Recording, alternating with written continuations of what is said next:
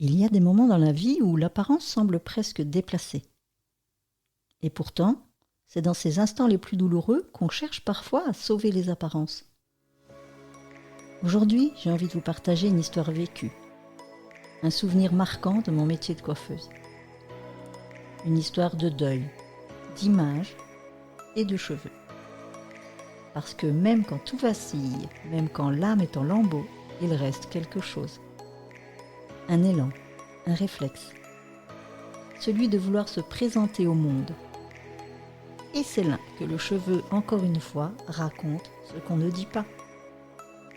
Suivez-moi dans cet épisode.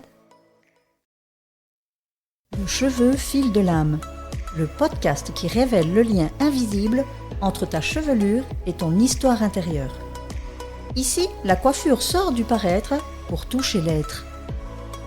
Je suis Marie-France, coiffeuse depuis plus de 40 ans, aujourd'hui engagée dans une approche thérapeutique et émotionnelle du cheveu. Chaque épisode est une invitation à écouter ce que tes cheveux ont à dire de toi. Que tu sois coiffeuse, thérapeute ou femme en chemin, je t'emmène explorer les racines émotionnelles qui tissent ta chevelure et ton identité. Témoignages, réflexions, élan du cœur, bienvenue dans un espace de libération, de reconnexion et de transformation. Et si toi aussi tu ressens l'élan de raconter ton histoire, je t'invite à rejoindre l'aventure. Je repensais à cette femme un jour qui m'a appelée. Mon mari est décédé, il faut absolument que je vienne me faire coiffer. Elle venait de perdre l'homme de sa vie, et ce qu'elle avait en tête, c'était d'être coiffée pour l'enterrement. Je n'ai pas su lui dire non, évidemment, comment j'aurais pu. Sa corde sensible touchait tellement la mienne. Elle était dans le deuil, dans l'effondrement, dans ce moment où tout bascule. Et pourtant, elle ressentait l'urgence d'avoir une belle apparence. C'est là que je me suis demandé, est-ce par éducation, par croyance, un dictat sociétal ? Qu'est-ce qui nous pousse, même dans ces moments d'extrême douleur, à vouloir se montrer présentable ? Comme si malgré le chaos intérieur, il fallait encore donner bonne figure. Comme si l'on devait même en hurlant de l'intérieur, montrer un extérieur acceptable. Parce que dans ces circonstances, on sait. Tous les regards seront tournés vers nous. Parce qu'on sait que celle qui pleure le plus fort sera celle qui sera le plus regardée. Parce qu'on est aux premières loges de la perte. Et les regards, même s'ils sont remplis d'empathie, ils vont toujours porter une part de jugement.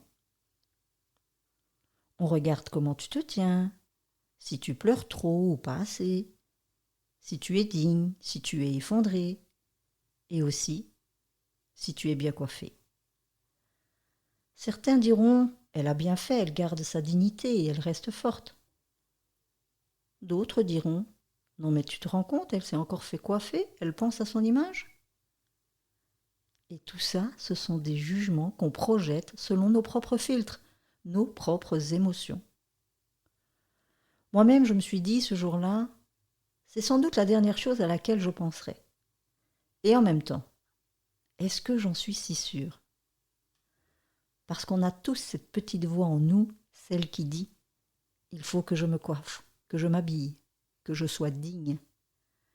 Comme si dans l'œil de la tempête, on devait encore se composer un visage. Et là, je me demande,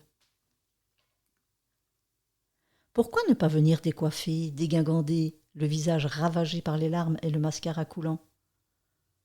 Pourquoi faut-il cacher le chaos, le vrai, celui qu'on vit à l'intérieur ? Et c'est là que le cheveu me parle encore une fois. Parce que même dans ces instants où l'on tente de tout lisser, même quand on le dompte, quand on le discipline et qu'on veut le maîtriser, le cheveu, lui, ne ment pas. On pourra le coiffer comme on veut, lui mettre de la forme, du style, même de la couleur. Mais il exprimera toujours ce qui se passe en nous, même dans le deuil, même dans la souffrance. pour ne pas dire surtout dans la souffrance. Ce jour-là, cette femme était parfaitement coiffée, et pourtant, tout en elle criait la douleur. Et on le sentait, parce que de l'extérieur, tout n'est pas caché. Parce que parfois, ce qui déborde passe par les cheveux. C'est ça pour moi, le cœur du décodage capillaire émotionnel. L'endroit où l'âme se trahit malgré nous. Alors oui, on peut se coiffer pour aller à un enterrement. On peut se lisser les cheveux, se maquiller, donner une belle image de soi. Mais aucune mèche parfaitement placée ne pourra jamais cacher un cœur en vrac. On peut discipliner sa coiffure, on peut la dompter, mais la douleur, elle, transparaîtra toujours. Parce que masquer le désordre du dedans, le cheveu, lui, trahira l'émotion dehors. Un cheveu tendu, crispé, figé pourrait peut-être parler d'un corps qui retient, qui encaisse et qui survit. Et puis, un cheveu libre, lâché, abandonné, peut aussi, de son côté, hurler une fatigue qu'aucun mot n'ose dire. Le cheveu, c'est cette matière vivante qui révèle ce que l'âme ne parvient plus à contenir. Alors la prochaine fois que vous verrez une femme bien coiffée dans sa douleur ou décoiffée dans sa force, posez un regard différent. Parce que la coiffure, elle ne dit pas toujours ce que l'on croit. Mais le cheveu, lui, il parle, il ressent, et il raconte. Et vous, avez-vous déjà ressenti ce besoin d'avoir l'air bien alors que tout s'effondrait à l'intérieur? Avez-vous déjà coiffé votre chagrin ou laissé vos cheveux parler à votre place? Si vous avez envie de partager votre histoire, je vous lirai vraiment avec cœur. Merci pour votre écoute. À bientôt.